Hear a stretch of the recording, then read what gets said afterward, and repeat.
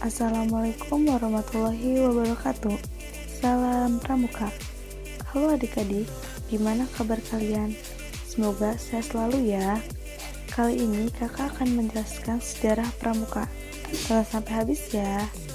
Pramuka merupakan singkatan dari Praja Muda Kerana, yang merupakan salah satu kegiatan yang biasanya dilakukan di sekolah.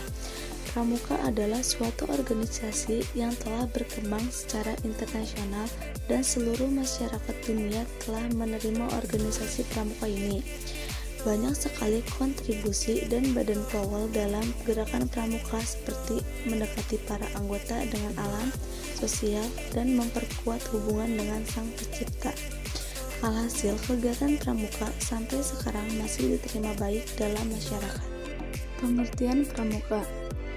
Pramuka adalah organisasi atau gerakan kepanduan yang menjadi wadah pendidikan kepramukaan di Indonesia. Kalau dalam dunia internasional, Pramuka disebut dengan istilah kepanduan atau Boy Scout. Pramuka memiliki sebutan untuk para anggotanya seperti Pramuka Siaga, Penggalang, Penegak, dan Pandega.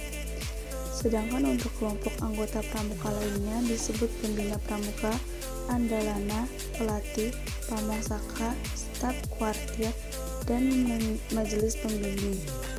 Nah, dalam Pramuka, jika ingin dilantik menjadi anggota kepramukaan, harus berikrar mengucapkan janji atau satya terlebih dahulu.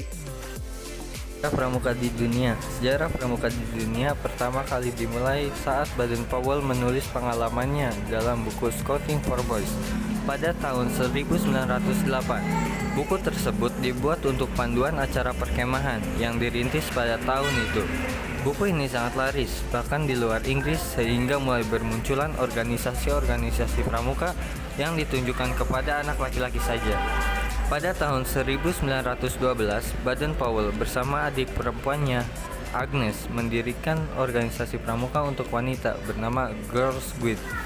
Pada tahun 1916, berdirinya organisasi pramuka untuk usia siaga yang dinamai CUB atau Anak Serigala. Pada tahun 1918, kemudian berdiri organisasi Rover Scout yang ditunjukkan untuk kelompok remaja berusia 17 tahun. Sejarah pramuka di Indonesia dikenal dengan 3 masanya, yaitu yang pertama, gerakan pramuka pada masa penjajahan Belanda. Kedua, gerakan pramuka pada masa penjajahan Jepang, dan ketiga, gerakan pramuka pada masa kemerdekaan. 1. Gerakan pramuka pada masa penjajahan Belanda. Nederland Indisch Padvindersvereniging atau NIPV atau dalam bahasa Indonesia dikenal Persatuan Pandu-Pandu Hindia Belanda. Setelah Sumpah Pemuda, kegiatan pramuka semakin digemari, sehingga terbentuknya Pandu Pemuda Sumatera pada tahun 1930. Dan pada 1931 berdirinya Persatuan Antar Pandu Indonesia. Kemudian 1936 berubah nama menjadi BPPKI atau Badan Pusat Persaudaraan Kepanduan Indonesia. BPPKI melakukan kegiatan Perkino atau Perkemahan Kepanduan Indonesia Umum. Perkemahan inilah yang menjadi cikal bakal pelaksanaan kegiatan Jambore hingga sekarang. Pada saat masa penjajahan Jepang, pada saat banyakan Jepang, gerakan pramuka berjalan dan masih bisa bertahan. Namun, ketika Jepang menyerang tokoh-tokoh Belanda Indonesia yang ditarik masuk Keibondan, Peta, dan Seinendan, Jepang melarang didirikannya partai dan menganggap gerakan pramuka berbahaya karena dapat meningkatkan persatuan dan kesatuan rakyat. Hal itu tidak menyurutkan tekad kepanduan Indonesia untuk menjalankan Perkino II dalam memperjuangkan kemerdekaan bangsa Indonesia dalam mengusir tentara Jepang. Masa kemerdekaan Indonesia. Setelah kemerdekaan Indonesia, tanggal 28 Desember 1945, didirikannya Organisasi Pandu Rakyat Indonesia di Solo yang menjadi wadah kepanduan di seluruh Indonesia. Pada tahun 1961, terdapat 100 organisasi kepanduan di Indonesia yang dibagi menjadi 3 federasi, yaitu pertama, Persatuan Kepanduan Putri Indonesia, yang kedua, Ikatan Pandu Indonesia, dan yang ketiga, Persatuan Putra Putri Indonesia.